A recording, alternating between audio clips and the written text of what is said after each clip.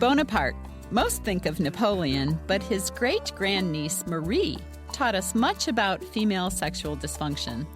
After all, it was to Marie Bonaparte that Sigmund Freud remarked, "The great question that has never been answered, and which I have not been yet able to answer, despite my 30 years of research into the feminine soul, is, what does a woman want?" You're listening to ReachMD XM 157, the channel for medical professionals.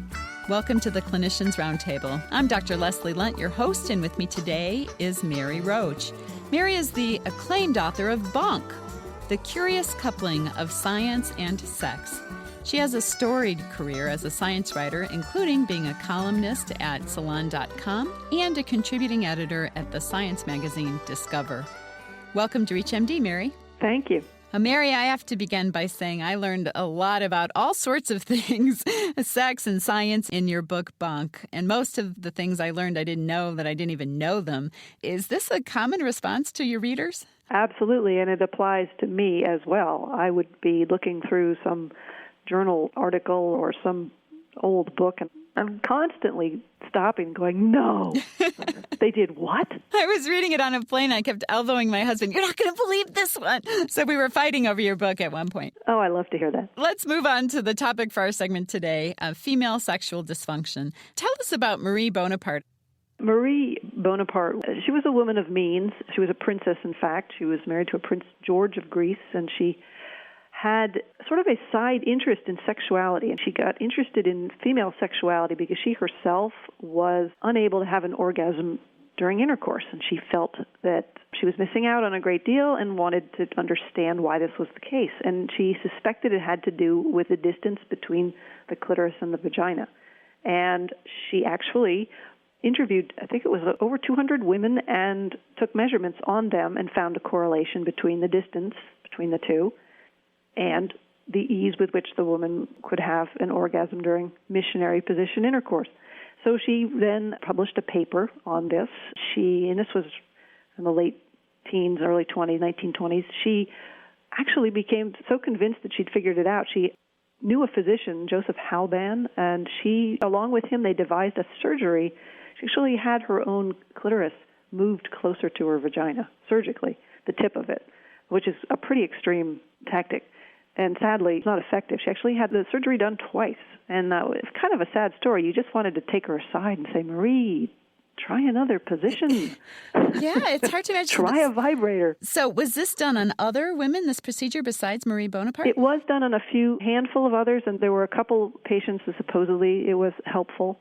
They initially did a trial run on a cadaver, and then Marie was the very first. And then there were 3 or 4 other patients, and kind of mixed results. But Marie herself never benefited from it. Her husband was gay, so you would think, there's the problem, perhaps. But in fact, Marie had a number of lovers, including the Prime Minister of France. Mm-hmm.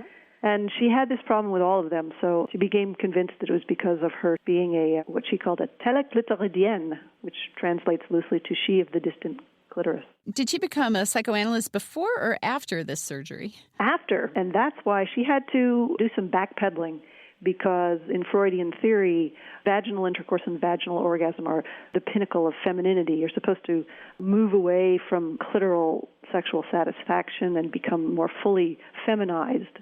And so when she became a Freudian, she did some backpedaling. She did say, what I said was too much of a generalization, and it's not entirely true. And so she sort of denounced her own findings when she became a Freudian. So we know that clitoral relocation surgery doesn't seem to work. In your research, what did you find that's positive in treating female sexual dysfunction? Well, if you look into the marriage manuals of that time, of Marie's time, the 1920s were a fairly open time in Western civilization in terms of attitudes towards sex compared to, say, the 40s, 50s. And there were all these wonderful diagrams and suggestions to women to try being on top. I mean, they talked about the importance of the clitoris, and they made suggestions of other positions that more directly stimulate the clitoris. And so there were solutions back in Marie's day. Also, some of the manuals actually talked about oral sex, although they called it genital kisses. They didn't call it oral sex. So there were even some mentions of that. All of these things that you kind of wish Marie had looked into before she climbed onto the operating table. Now, of course, treating men has become commonplace with medications like Viagra and the subsequent ones. Does Viagra have a place in treating female sexual dysfunction? Viagra was tested on large groups of women, and while they found that Viagra did in fact cause an increase in genital blood flow, which you can measure fairly easily with a device, if you asked the women subjectively describe how you felt or how aroused they felt, they weren't finding significant differences in how the women felt. In other words, it wasn't doing anything for them. There was a physical change, but it wasn't translating in the women's minds to, yeah, I feel much more sexual or I'm much more turned on.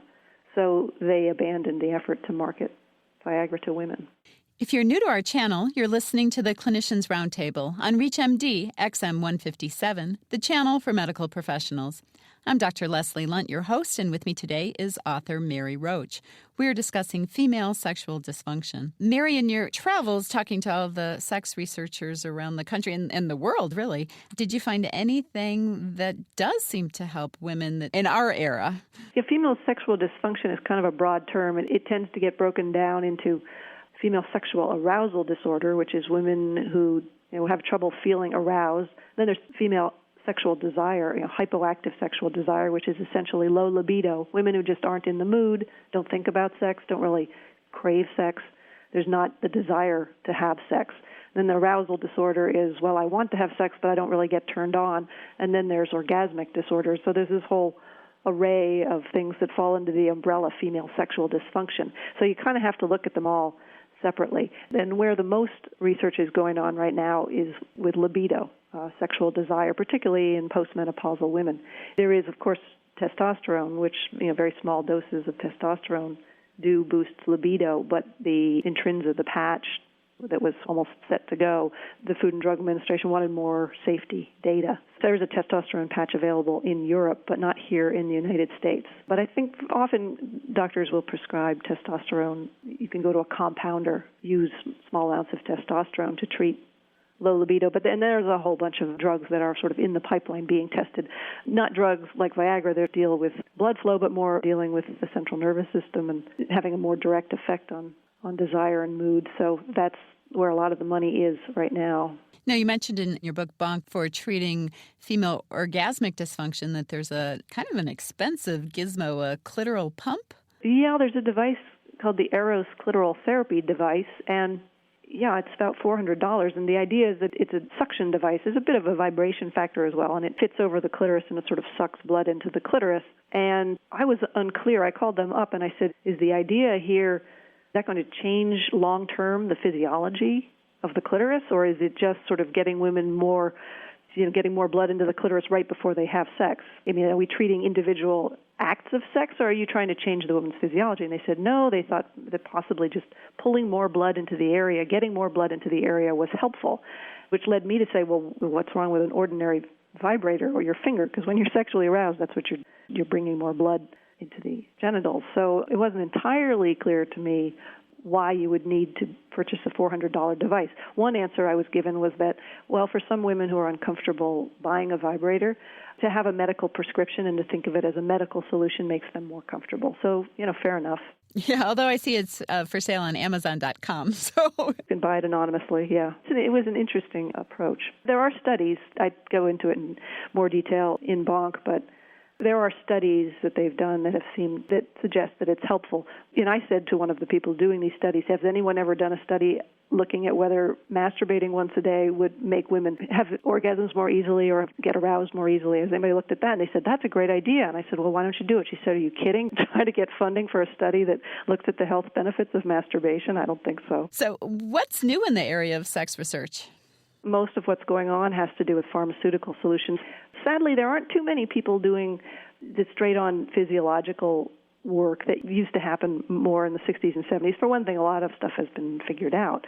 But there are folks that are, looking at trying to figure out the exact mechanism that triggers ejaculation. There are folks who are looking at reflexes of the pelvic floor muscles during penetration and how they interact. This is a researcher in Egypt. He'd actually passed away, but he was doing lots of work on these reflexes that happen during sexual intercourse. But these physiology studies, there just aren't very many of them anymore because there's just not a lot of funding dollars to go around, and sex is viewed more as a lifestyle issue by a lot of people than it is as a medical issue. Mm-hmm. So it tends not to be as high priority as some other things. Well, thank you for being on our show, and thank you for writing the book.